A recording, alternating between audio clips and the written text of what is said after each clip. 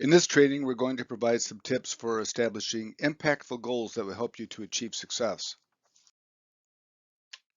Goal setting is the first step in the annual review process, but it's not a one and done exercise. Goals have to be revisited and adjusted as business needs changes.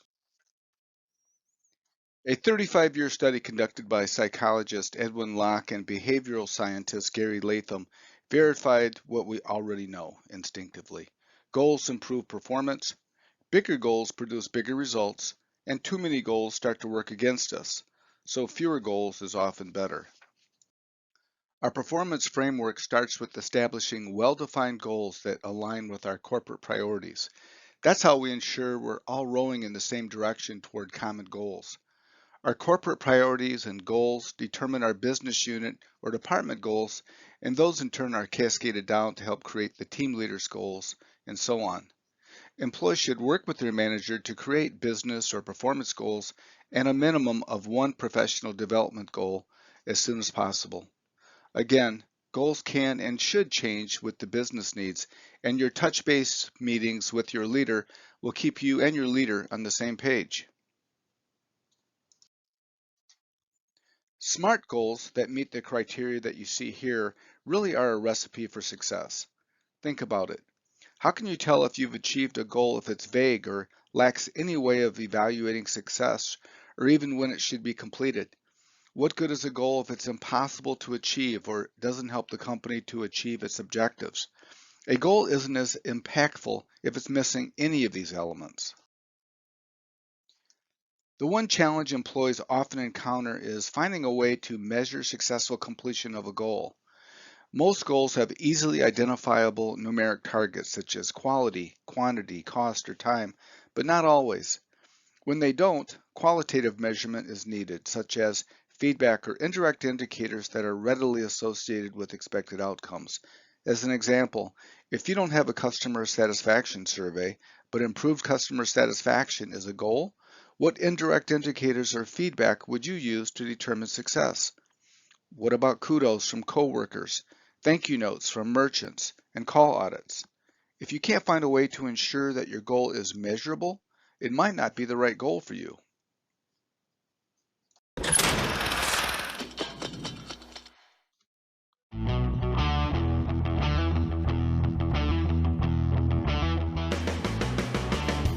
Hi, I'm Edward Musio, CEO of Group Harmonics, and I'm going to tell you how to set SMART goals for the people you work with. There's a game we can play called Bring Me a Rock. Here's how it goes. I say to you, bring me a rock. You come back with a rock. I say to you, no, I wanted a smaller rock. You come back with a smaller rock. I say to you, no, I wanted a different color rock. You come back with a different color rock. Now we can go on like this forever, and Bring Me a Rock starts out funny and quickly becomes frustrating. When you're talking about asking somebody to do something at work, playing Bring Me a Rock is not just frustrating, it's demoralizing and it wastes time and resources.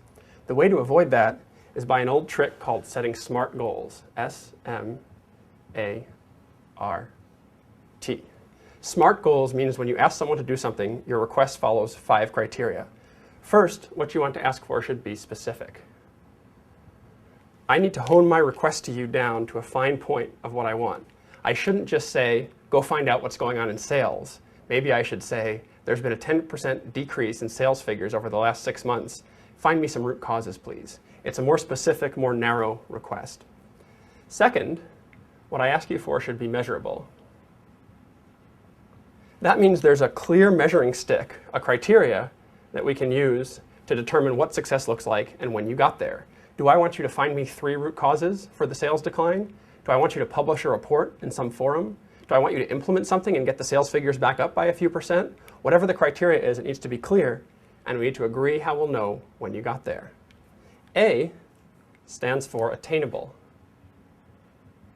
Now, I can ask you to climb Mount Everest this weekend. You can know what I want and not be able to do it. I can ask you to produce a 400% increase in company revenue, and you can know what I want and not be able to do it. What I ask you for has to be something you can reasonably produce. If I don't know what's reasonable, I need to work with you to agree on what is a reasonable goal.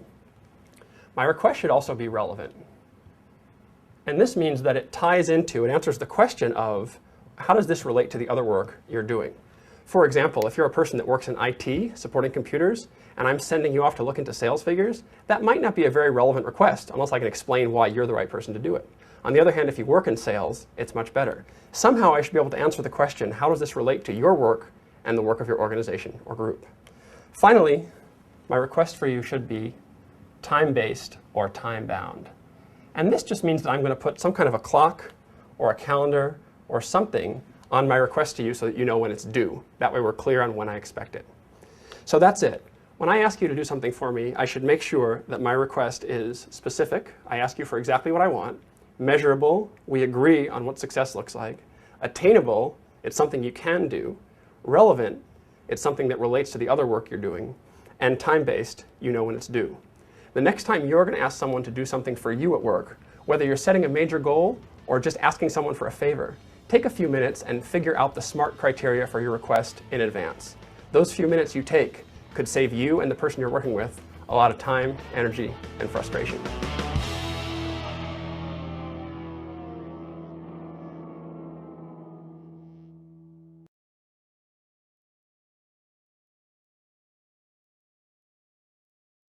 We'll provide you with this simple template for writing SMART goals. And in this example of a completed SMART goal, the goal is aligned with one of their department goals. It's specific, it's attainable, it's relevant, measurable, and time-bound. Depending on the employee's role and how much control they have over the merchant website satisfaction rating that you see here, the employee's goal may be to improve the satisfaction by 20% by year end, with quarterly improvement of 5%. Here's some questions that you can use as thought starters if you get stuck in the goal setting process. As mentioned earlier, every employee will need a minimum of one professional development goal in 2020. Examples of business-related goal questions might be, what areas would you like to focus on next in your current role? What projects are outstanding that you would like to tackle next? Examples of development-related questions might be, what is one behavior that you would like to change or develop? What's holding you back that you would like to tackle? Remember that a large part of development can and should happen on the job. Development is an investment in both employees and in our company, and whenever possible, it should be tied to one of our guiding behaviors. A long-term research project commissioned by Middlesex University found that 74% of employees felt that they weren't achieving their full potential at work due to a lack of development opportunities. And in terms of overall talent development, a recent LinkedIn survey of 2,000 business leaders found that more than half ranked soft skills over hard skills when it comes to what they need their employees to develop, such as leadership, communication, collaboration, and time management. And all of these, with the exception of time management, are among our 10 guiding behaviors. At Spot On, we're making professional development a priority by ensuring that every employee has a minimum of one professional development goal in 2020. Every employee should approach development as an opportunity to work with their manager to build on their current strengths, address gaps that may prevent them from being successful in their current role, and set priorities based on the immediacy of the needs. Ideally, no more than 3 areas of development should be a priority at any given time. We have a template that employees can use to start documenting professional development goals tied to one or more of our guiding behaviors, as well as the activities designed to close those gaps. And just like business or performance goals, development goals need to be developed using the SMART criteria. There's 3 basic types or forms of development tools, and each type has a different impact on development. There's literally unlimited development resources at a company of our size, and the only real limitation is how imaginative that we are. The vast majority of tools fall into the experiential category, and they're the most effective when trying to get a broader perspective on the inner workings of processes within a team or across the organization, or gaining more exposure to other work groups across the organization. Educational tools such as lunch and learns or bite-sized training provided at team meetings are all examples of what's possible. What processes or best practices can you provide training on that might benefit the rest of your team or even the organization? Courses taken online at a school or at a special conference generally comprise only about 10% of the development for most employees, but they can be effective at introducing new competencies to the employees as well as the organization. Feedback and relationship tools such as 360 interviews to obtain peer and leader feedback help employees gain more insight into how they're perceived by others. It creates more self-awareness and opens the mind to self-improvement. Mentoring is a proven method of helping an employee with their career progression.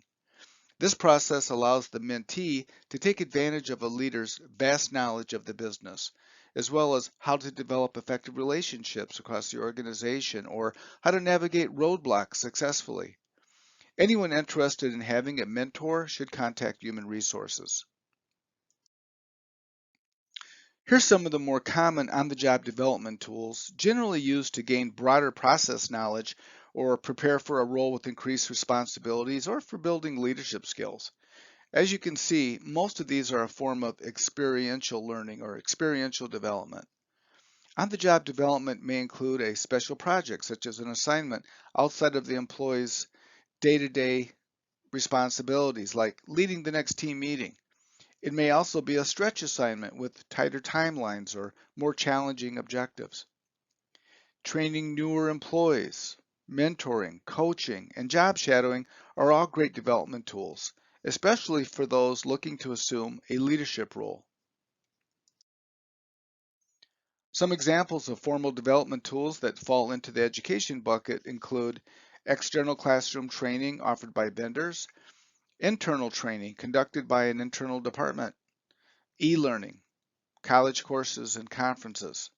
But again, formal training generally comprises only about 10% of an employee's development, with on-the-job development tools comprising the vast majority.